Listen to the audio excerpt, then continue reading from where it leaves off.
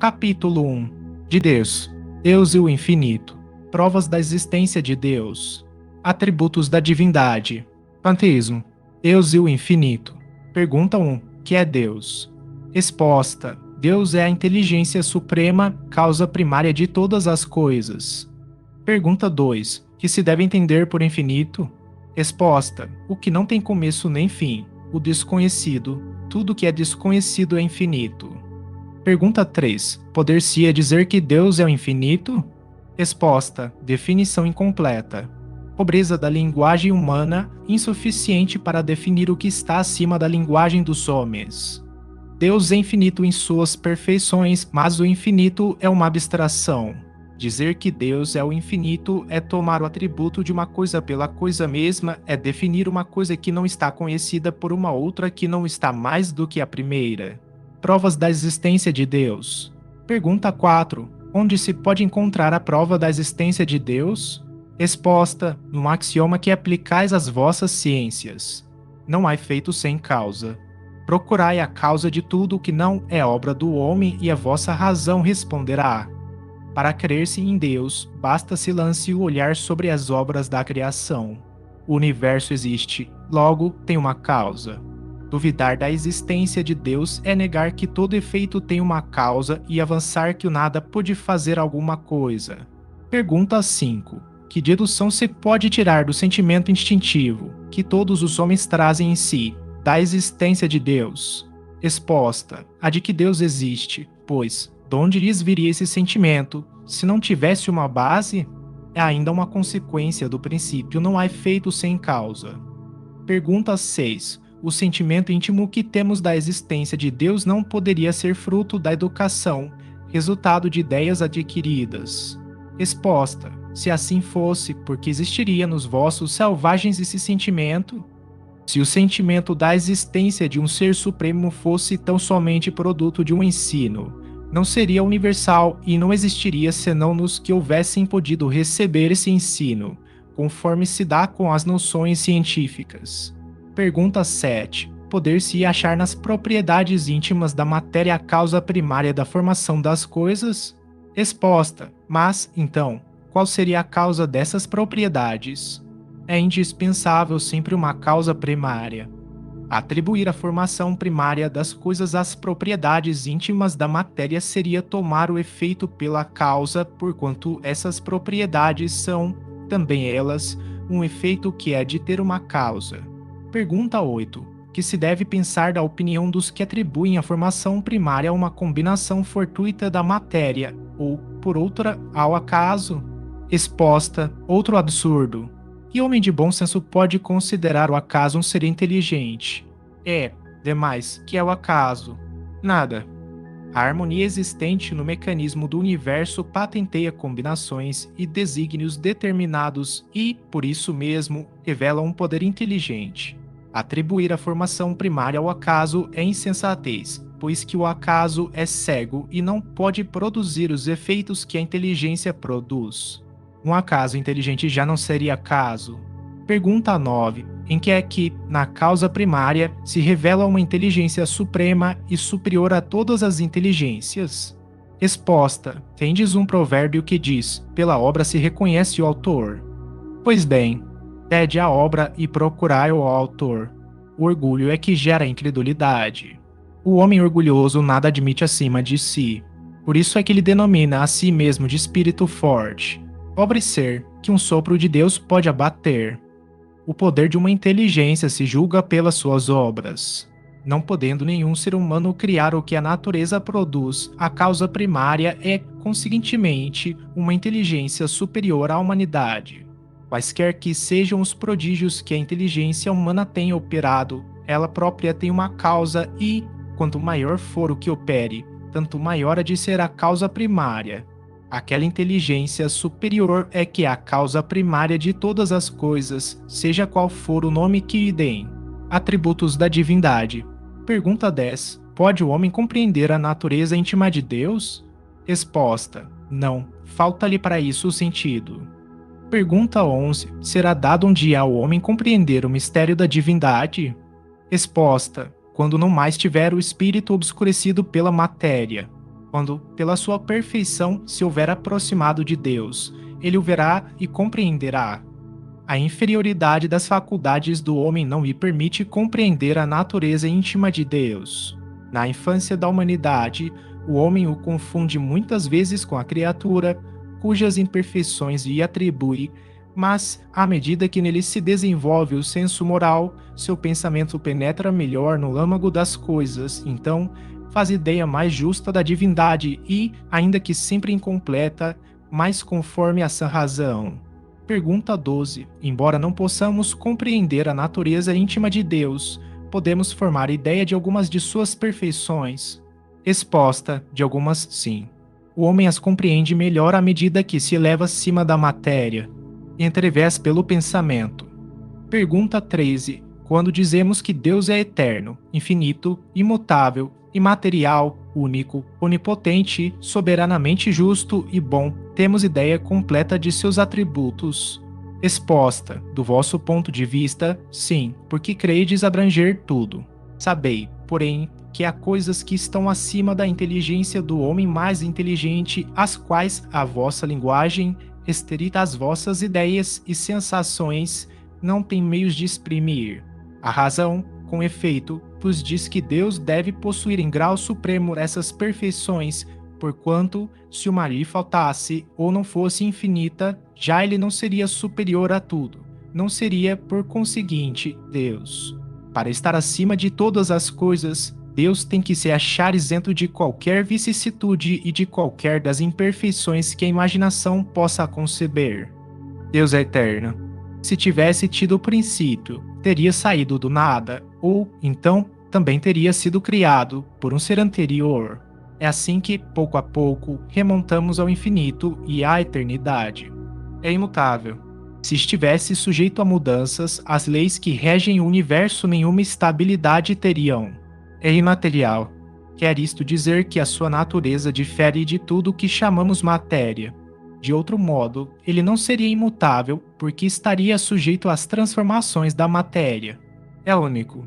Se muitos deuses houvesse, não haveria unidade de vistas, nem unidade de poder na ordenação do universo. É onipotente. Ele o é porque é único. Se não dispusesse do soberano poder, algo haveria mais poderoso ou tão poderoso quanto ele, que então não teria feito todas as coisas. As que não houvesse feito seriam obra de outro Deus. É soberanamente justo e bom. A sabedoria providencial das leis divinas se revela assim nas mais pequeninas coisas como nas maiores, e essa sabedoria não permite se duvide nem da justiça nem da bondade de Deus. Panteísmo. Pergunta 14. Deus é um ser distinto, ou será, como opinam alguns, a resultante de todas as forças e de todas as inteligências do universo reunidas? Resposta: se fosse assim, Deus não existiria, porquanto ser efeito e não causa. Ele não pode ser ao mesmo tempo uma e outra coisa. Deus existe, disso não podeis duvidar, e é o essencial. Crede-me, não vades além. Não vos percais num labirinto donde não lograreis sair. Isso não vos tornaria melhores, antes um pouco mais orgulhosos, pois que acreditaríeis saber, quando na realidade nada saberíeis. Deixai, conseguintemente, de lado todos esses sistemas. Tendes bastantes coisas que vos tocam mais de perto, a começar por vós mesmos. Estudai as vossas próprias imperfeições, a fim de vos libertardes delas, o que será mais útil do que pretenderdes penetrar no que é impenetrável. Pergunta 15. Que se deve pensar da opinião segundo a qual todos os corpos da natureza, todos os seres, todos os globos do universo seriam partes da divindade e constituiriam, em conjunto, a própria divindade, ou, por outra, que se deve pensar da doutrina panteísta? Resposta: não podendo fazer-se Deus, o homem quer ao menos ser uma parte de Deus.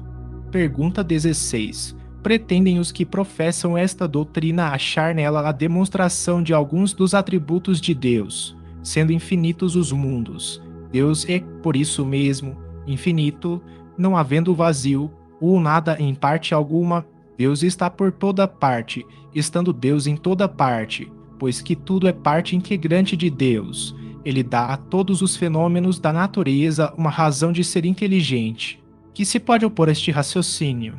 Exposta à razão. Refleti maduramente e não vos será difícil reconhecer o absurdo. Esta doutrina faz de Deus um ser material que, embora dotado de suprema inteligência, seria em ponto grande o que somos em ponto pequeno. Ora, transformando-se a matéria incessantemente, Deus, se fosse assim, nenhuma estabilidade teria, achar-se-ia sujeito a todas as vicissitudes, mesmo a todas as necessidades da humanidade, faltaria um dos atributos essenciais da divindade, a imutabilidade. Não se podem aliar as propriedades da matéria à ideia de Deus, sem que ele fique rebaixado ante a nossa compreensão, e não haverá sutilezas de sofismas que cheguem a resolver o problema da sua natureza íntima. Não sabemos tudo o que ele é, mas sabemos o que ele não pode deixar de ser, e o sistema de que tratamos está em contradição com as suas mais essenciais propriedades. Ele confunde o Criador com a criatura, exatamente como faria quem pretendesse que a engenhosa máquina fosse parte integrante do mecânico que a imaginou. A inteligência de Deus se revela em suas obras como a de um pintor no seu quadro, mas as obras de Deus não são o próprio Deus, como o quadro não é o pintor que o concebeu e executou. Capítulo 1. De Deus. Deus e o infinito. Provas da existência de Deus. Atributos da divindade. Panteísmo. Deus e o infinito. Pergunta 1. Que é Deus? Resposta. Deus é a inteligência suprema, causa primária de todas as coisas. Pergunta 2. Que se deve entender por infinito?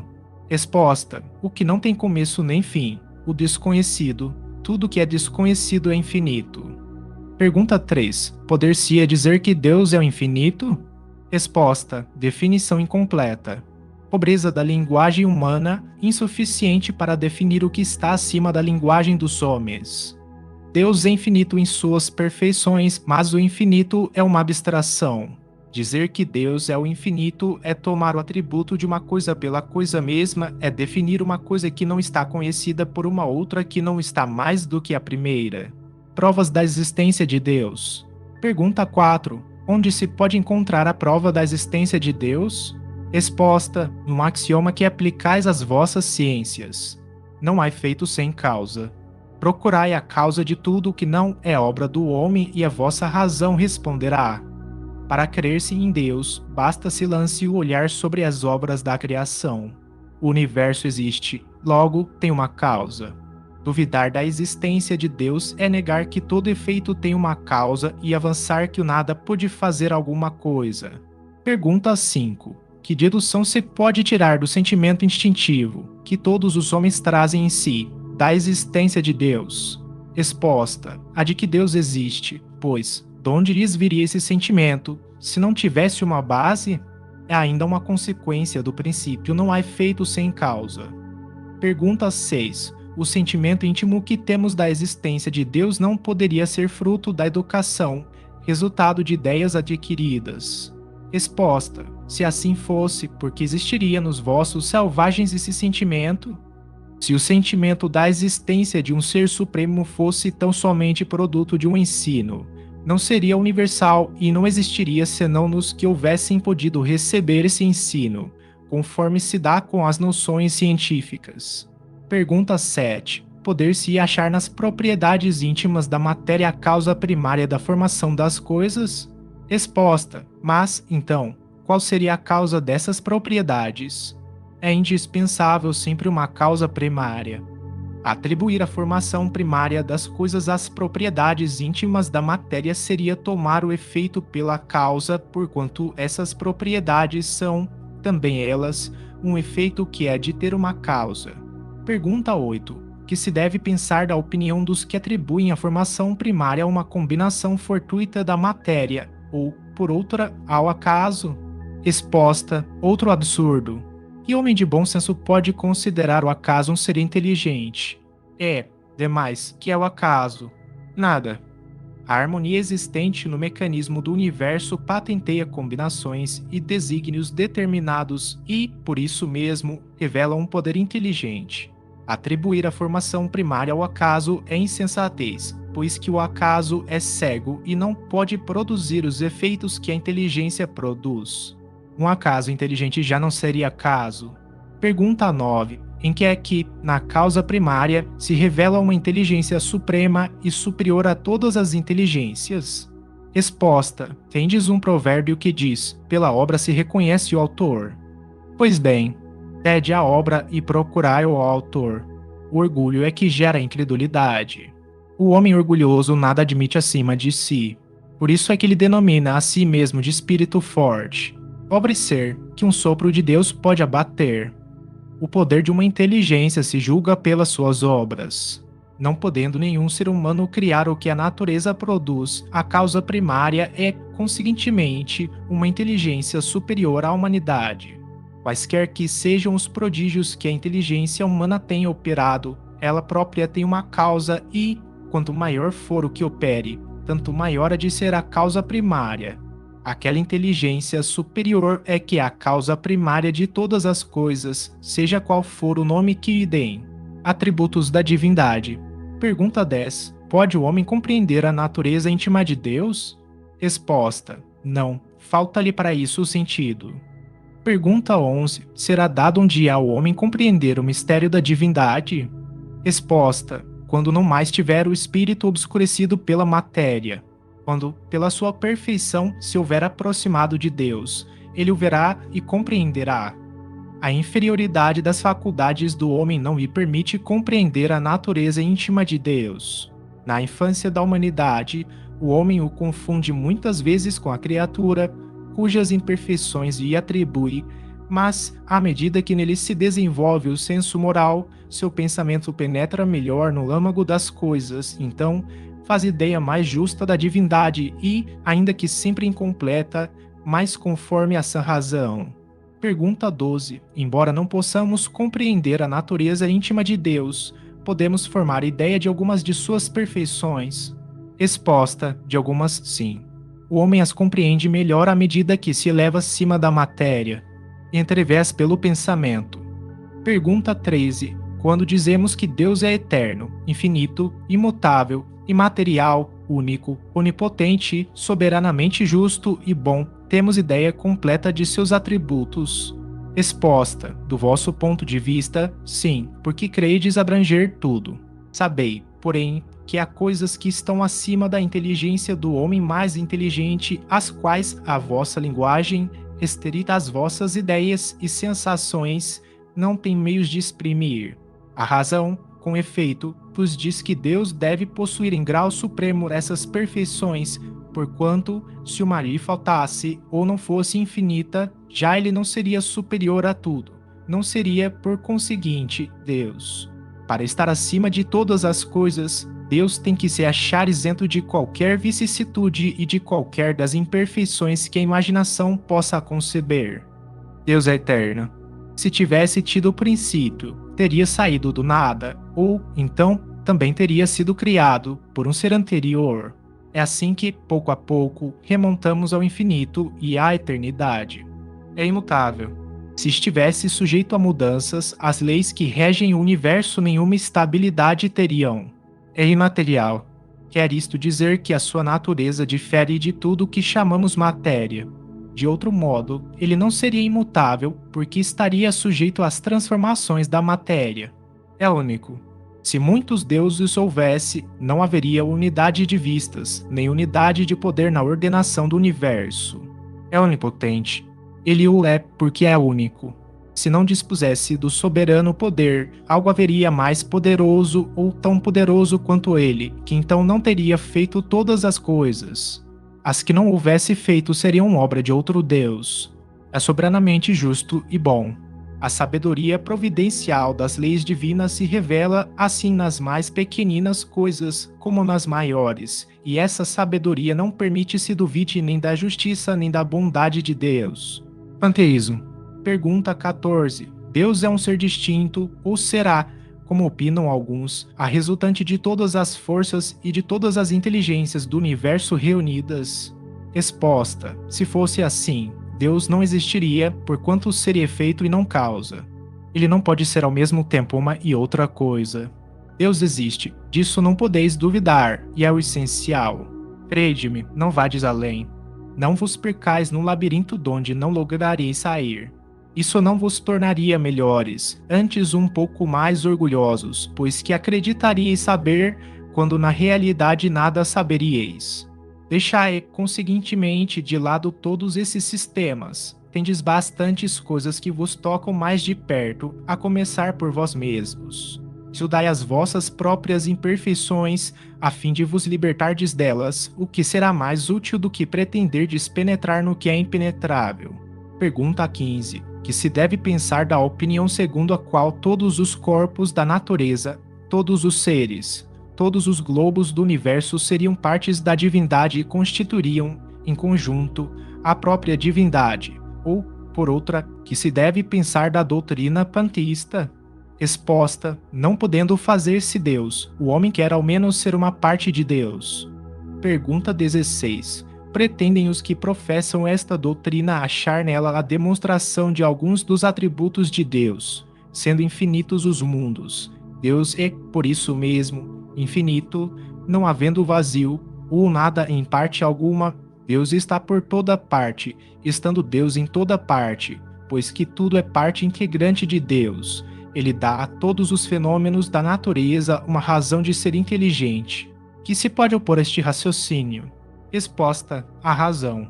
Refleti maduramente e não vos será difícil reconhecer-lhe o absurdo. Esta doutrina faz de Deus um ser material que, embora dotado de suprema inteligência, seria em ponto grande o que somos em ponto pequeno. Ora, transformando-se a matéria incessantemente, Deus, se fosse assim, nenhuma estabilidade teria, achar-se-ia sujeito a todas as vicissitudes, mesmo a todas as necessidades da humanidade, faltaria um dos atributos essenciais da divindade, a imutabilidade. Não se podem aliar as propriedades da matéria à ideia de Deus, sem que ele fique rebaixado ante a nossa compreensão, e não haverá sutilezas de sofismas que cheguem a resolver o problema da sua natureza íntima. Não sabemos tudo o que ele é, mas sabemos o que ele não pode deixar de ser, e o sistema de que tratamos está em contradição com as suas mais essenciais propriedades. Ele confunde o Criador com a criatura, exatamente como faria quem pretendesse que a engenhosa máquina fosse parte integrante do mecânico que a imaginou. A inteligência de Deus se revela em suas obras como a de um pintor no seu quadro, mas as obras de Deus não são o próprio Deus, como o quadro não é o pintor que o concebeu e executou.